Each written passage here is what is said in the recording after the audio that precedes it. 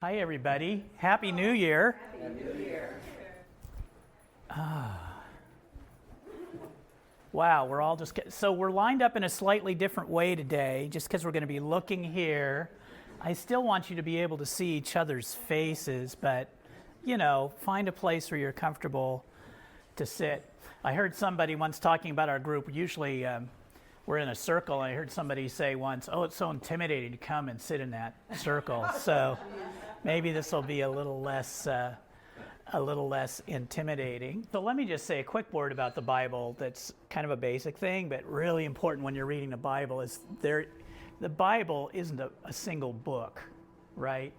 The Bible is a collection of writings that were crafted in the Old Testament, starting probably with some stories and then written down and then recrafted. We'll talk a little bit about how that works in this when we talk about Paul a little bit. But over the stories themselves over thousands of years, and then the actual document itself over hundreds of years.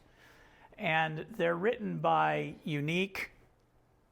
often by unique people, different people, so a lot of whom have their own interpretation of the events that they describe. And they're all different styles, too. There's poetry, and there's history, and there's theology, and all sorts of different styles. And so for those of you who said, well, I've tried to read all the way through the Bible, it would be like saying to you, go to section 107.3 of the library and just read through that shelf. Right? And then you'd take down the first book, you go, okay, I'm kind of on it. You take down the second book, and you go, what does that have to do with the... Right? I mean, they do have a thread, right? Because people compiled them because they told a story all together.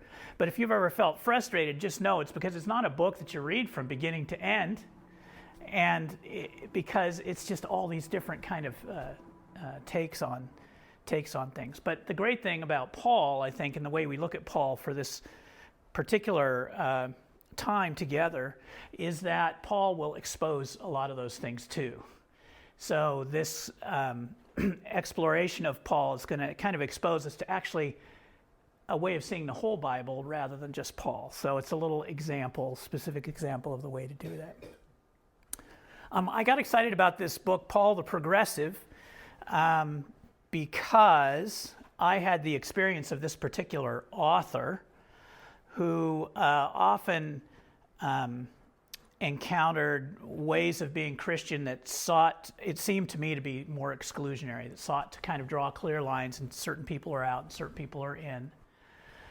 And they chose a lot of readings from Paul to justify that way of being in the world. They kind of opened the Bible.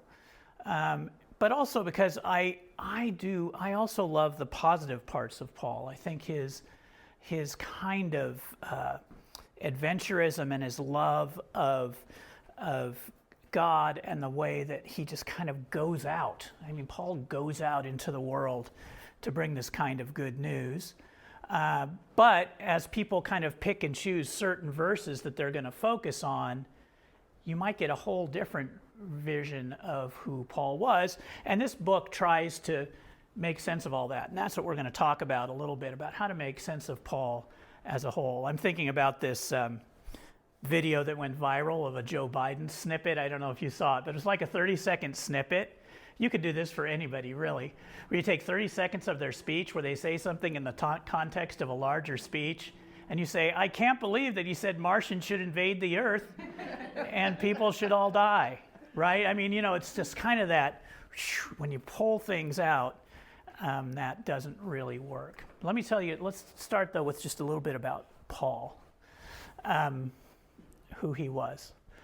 Oh, I wanted to say one more thing a little bit, is that I think one of the challenges of reading Scripture is that at the beginning of this century, the Monday Journey Group is going to be exploring this a little bit, I think, but at the beginning of this century, the Bible itself, as like a separate object, came to be the Word. So the Bible, this set of writings, came to be the Word, and in a particular school of Christian thought, every single word in that Bible was kind of equally true and was meant as a law, if you will, an instruction book for life. And this was a transition from a time when the Bible, when it was always understood, and I think in the right way, that the Bible pointed to something else. It pointed to a greater reality. It pointed to God and who God was. And kind of the way I see it, at least a little bit, is that the Bible is really about people who've had an experience of God in some way. And then they take that experience and they try to capture it in words. And that's why there's poetry and stories and all these other things in the Bible. They try to capture it in a certain way because it points toward God and towards our identity and towards as God's people and towards probably the ways we ought to treat each other and live. It points towards that experience of God's will for our lives. And then so it's written down in these stories. But then what can often happen is that we stop looking at, the finger pointing at the moon or whatever it is. We stop looking at the moon and we start looking at the finger. And we say, boy, God's just like that knuckle right there. That's what God's like. And so when we think about Paul, I think what we always have to think about is it first starts out with some experience Paul had, some insight, some interactions with other people, something that kind of informs and changes his mind about, in this case, who Jesus is and who Jesus was. So as we dig back here, what we're trying to do, and what the author tries to do in this book, is get us back to thinking about, well, who was Paul? What was his kind of original experience of who Jesus was in his life that's then expressed in his writings? So just a little biographical information about who Paul was. Paul was an educated Jew and probably a Pharisee, which means that he was, and when I say educated, I mean educated in the scriptures of Judaism, and very much a committed follower of kind of the Pharisaical school, which had a lot to do with really trying to be faithful to what they thought those scriptures were saying that they should do. I would say another thing about the Pharisees is they probably felt, as did a lot of people in Israel, but as Pharisees especially, is that if they could live righteously, that the Messiah would return. That the reason that the Jewish people were, in this particular case, occupied by the Romans and cruddy leaders is because they weren't living righteously. But if they could live righteously, the Messiah would come and reset, restore Israel to what God had wanted it to be. He was so zealous that when these early Christians, this early Jesus movement rose up, that he became a persecutor of that movement because he felt that they were wandering away from the Jewish way. And he was a real faithful Jew. Paul never met Jesus during Jesus' earthly ministry. He never knew Jesus in person. That he had some sort of conversion experience that convinced him that Jesus was indeed sent from God and that his mission, his particular mission, was to welcome, he uses the word graft as if grafting something onto a tree or a vine. His mission was to graft the Gentiles into God's people. Just like the Jews were chosen people, that the Gentiles could then be chosen people. And just to give you a time thing of his life, Paul's ministry extended probably from the late 30s. So Jesus died maybe in year 30 CE. Paul's ministry extended from the late 30s until about the mid-60s. And the reason Paul is so important is that Paul wrote his first letter probably around the year 44, which is the earliest Christian writing we have. Paul is closest to the source of any of the Christian writings that we have. So that's important. Maybe one other thing I should say that I didn't put on here is that Paul's method of writing was to write letters to individual communities or people. Paul does not have a theology book. And he doesn't really even tell stories about things. He's just writing letters to people in specific circumstances. And so what we know of Paul is that people receive these letters. They say, hey, this came from Paul, we should save it. They said, you know what? We're here in Corinth, but you know what? Those Thessalonians could use a letter like this, and they'd copy them and they'd send them off. The letter would be circulated around on how it went. So we're going to look at Paul with four different strategies, if you will. So Paul wrote all these letters. So let me just kind of go here. Just so you know, if you want to bring your Bibles to the group, you can have fun and flip through those and get to know them. But Paul, so the first four books are the Gospels, the stories of Jesus. The fifth book in the New Testament is Acts, which was written by Luke. We'll talk about that in a little while in the later class, which is the story of the early church. And then almost all the rest of the New Testament are these letters from Paul. Letters to the Romans, the Corinthians, the Galatians. These are all places: Rome, Corinth, Galatia, Thessalonica. The whole rest of the New Testament is letters from Paul. So it's a significant portion of the Christian experience. But Paul doesn't tell stories about Jesus, which is kind of interesting. So there's no stories about Jesus in Paul. He's just extrapolating what Jesus meant. So, but here are four lenses for what we're going to be looking at. Paul didn't write everything attributed to him. There are 13 letters attributed to Paul in the New Testament. Bible scholars think he really only wrote 7 of them. So not everything we think Paul wrote was probably written by Paul. And they know this because the Greek style and syntax is different in the letters. I don't know how to do it. I'm not a linguist, but they have ways of kind of going, no, that doesn't, Paul never said that, in his own letters. Whereas the other 7, you can look through the 7 and they're obviously written by the same person, even though they're about different things. So that's one thing. The second key lens that we want to look at is that what we're going to do is we're going to try to find Paul's own words and trust those over words attributed to others. There are even places in Paul's letters where it seems like a scribe early on decided that what Paul was really trying to say was this, and they inserted a sentence or two. And they can tell that because if you read the passage, this sentence seems really out of place. If you were to take that sentence out of the passage and just put the two sentences together, it just reads right through. So we're going to trust, as best we can, Paul's own words over those attributed to others.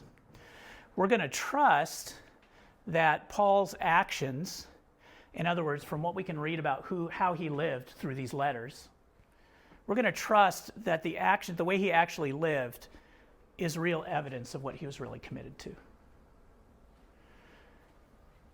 And finally, we're going to recognize that we're always viewing Paul through a particular lens, and that the people who read Paul in Paul's time are reading it through a particular lens, and we're reading it through a particular lens. And we're reading it through kind of a 21st century United States lens, and they were reading it through a first century Corinthian, Ephesian, Galatian, Roman lens. So that seems complicated, but fortunately, we don't have to figure that out on ourselves. This guy's a PhD, he's a professor. He's figured it out for us, right? Cool. So, just as kind of a intro here, these are the letters that scholars usually agree were actually written by Paul. And if you remember how this probably would have happened, is that Paul would have written one of these letters. I love this. He describes this in the book a little bit. Paul would have written one of these letters. He would have been far away. And we know from one of the letters that what he does is that he takes one of the people that's in his church, wherever he is, or a friend of his, wherever he is, and they're going to Corinth anyway. And he says, oh, here, take this letter and send it to Corinth. I'd forgotten, actually, that they didn't have a postal service in the Roman Empire. Is that very often people would write like this. It'd be huge to get a letter, because this letter probably would have traveled for weeks or months to get to you. And so Paul would write these individual letters. You can still see how they were written today in some museums. They were probably written on, these are pretty long, so they were probably written on long scrolls of papyrus. Maybe, if you were lucky, maybe some kind of parchment that was made from lambskin, but probably not. Probably just papyrus, which is, right, these leaves that are stamped together to make paper. And then they went to the people who received them. The people who received them, these people apparently treasured them, because then what they would do is they would copy them by hand, right? And then send them on. So we don't have any original letter from Paul. We have these letters that have been copied and passed on year to year to year. They were pretty... Where are they? Huh? Mostly, where are they? Are they in museums? Are they in... Does the Vatican have them? Where are they? Yeah, right. Well, of course, they come from all sorts of different places, right? So when I was in seminary, fortunately, our library had some of these early documents. The earliest ones, I want to say the earliest ones are from not before the 3rd century. The one that I saw, so you go into this library and they've laid it out on a piece of glass, 2 pieces of glass, and they've put it in these 2 pieces of glass. The one that I saw was found crumpled up in an excavation of an old wall in Egypt. And somebody had been reading it but didn't think much of it, because they crumpled it up and threw it against a little wall in Egypt. Right? But they found it and then they preserved it. It would be interesting to know, and I don't know, what are the earliest complete versions, because there are a lot of fragments that they then put together to figure it all out. You know, the Dead Sea Scrolls don't have any of these, obviously, because they're older than that, but the Dead Sea Scrolls, they don't have whole books usually. They just have fragments, right? And then they can put them together and compare them to what they know that we have. Amazingly accurate, by the way, that these people could do this. If you've never, the other interesting thing about these documents is about Greek of the time. It was all written in capital letters, and there are no periods or spaces or commas. There's just a page, and it is just line after line of Greek letters. And so to be a reader in those days, you had to know what you're doing, because I don't know how they read the things. Paul wrote in Greek? And Paul wrote in Greek. They think that Paul's original language was Greek. So Paul came from Tarsus, which is kind of in southern Turkey, and big crossroads. It was like the biggest trading town in the time of Alexander the Great, but it was a big cosmopolitan place, and but heavily Greek. But there were Jews all over the Mediterranean. Many people have noted there were more Jews in Jesus' time than there are today, almost, because they were just scattered all over the Mediterranean, a ton of people. But they had communities almost everywhere, and Tarsus was one of the places where Paul grew up. So he's probably pretty well educated, but in Greek. He probably studied in Jerusalem they say he studied under a rabbi called Rabbi Hillel, who had this whole school. Amazing, still famous rabbi, but he mentions that he was trained in that school. But he was a Roman citizen. Yeah, people are sorta. People are a little iffy on that. He claimed to be a Roman citizen, but he had not a small view of himself.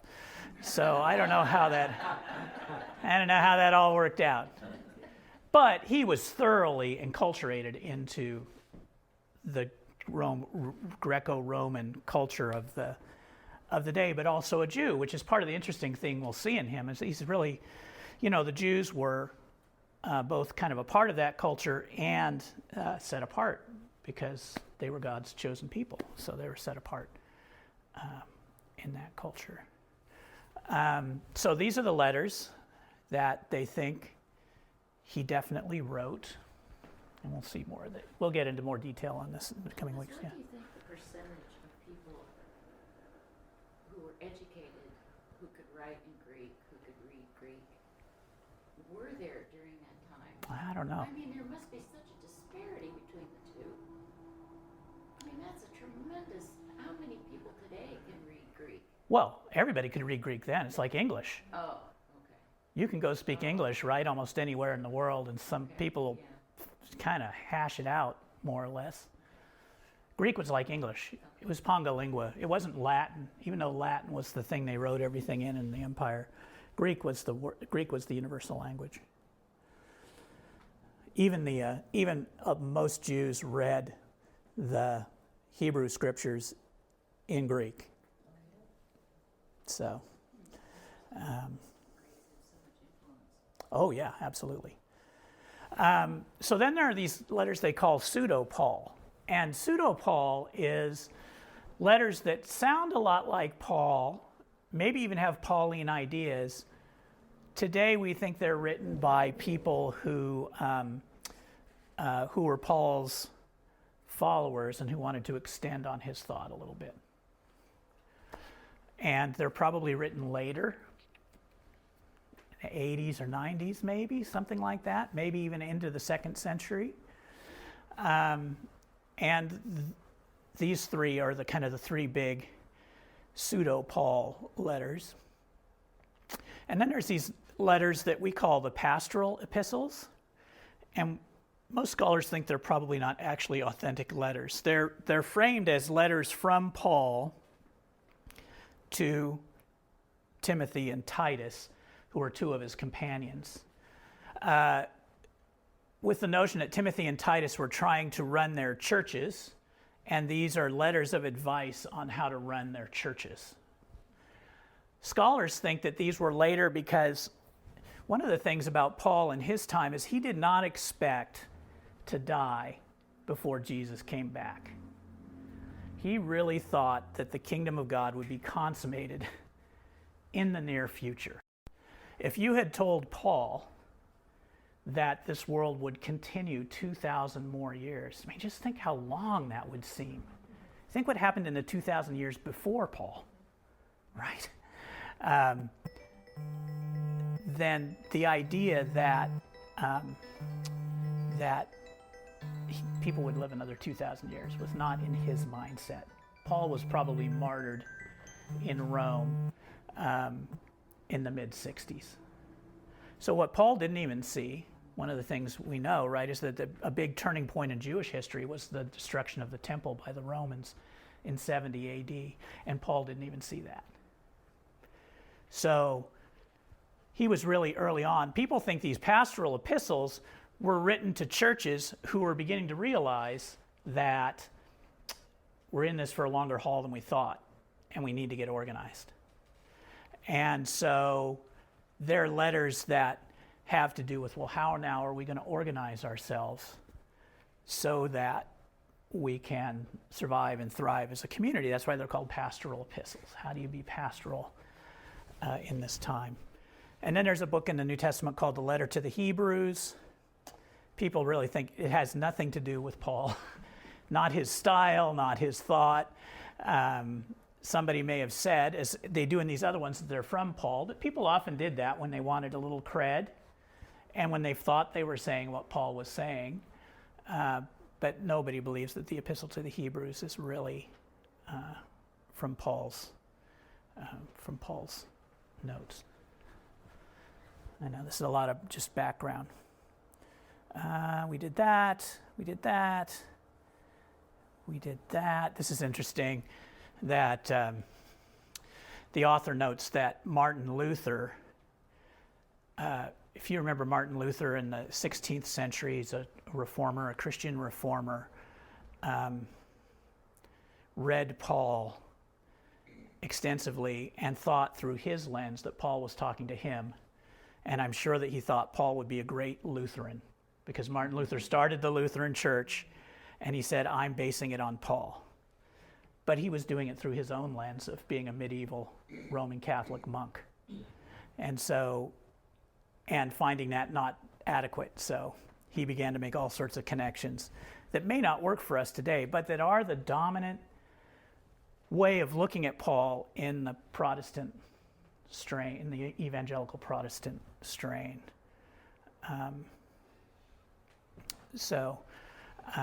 One of the things you'll notice is that what they do is they take Paul's thought, and in that evangelical point of view, there's just kind of a formula that Paul laid out a very clear formula, that you're a sinner, you're wretched, there's nothing you can do to save yourself. But if you believe in Jesus, you can be saved. And that's a Lutheran insight. I think there's some insight there, but just know that a lot of that comes from Paul. And so, this book has a number of chapters, and the last thing I want to do, we don't have this many weeks, so I would love if you would let me know which ones kind of strike you the most. We might be able to put a couple together, but if you were to say which one of these, Paul the misogynist, Paul the homophobe, Paul the anti-Semite, Paul the prude, Paul the slavery apologist, Paul the xenophobe, and Paul the debt and guilt monger. Those are obviously fun names but which ones, because actually Paul in a lot of ways has been used to justify each of these things. How many do we get? Right. Well, we have January 12th, January 26th, February, first week in February, not the second week, third week in February. Maybe pick 4. First 4. Anti-Semite. Okay. I don't know. I didn't have the idea of getting dots where you could all put dots. I don't know. As just kind of a ism way, right? In terms of anti-feminism or whatever it is. Which one interests you the most? I'm just going to invite you to share that, in studying and trying to understand what Paul really said about it. Well, the misogynist. Yeah. Misogynist. Okay, that sounds like cool. Slavery apologist is interesting. Okay, good. Anti-Semite. Yeah. Anti-Semite. And homophobe. And homophobe. What is xenophobe? Afraid of other people. So anyway, starting next week, we'll start to dive into those individual letters and understand some of those individual letters a little bit more around those little hooks that we just described. And my reading of the book is that it'll be really helpful in helping us both understand those particular things, but understand a little bit too about how to read Paul as a whole. And that by the time we get done with those 4 or 5 things that we're particularly interested in, you'll have a way of seeing Paul that lets you read the rest. We're not going to read he bounces around between different letters. So we're not going to read one letter at a time. But if you want to start reading the letters of Paul, dive in. They're actually not that long. And if you want to bring your Bible with you, I've found that, it can be really helpful to have that tactile thing in front of you. And when I start talking about a thing, you can kind of look it up in your real Bible. And by the end, you'll kind of, when somebody says, could you read something for me out of Corinthians? You'll go, oh, I know where that is.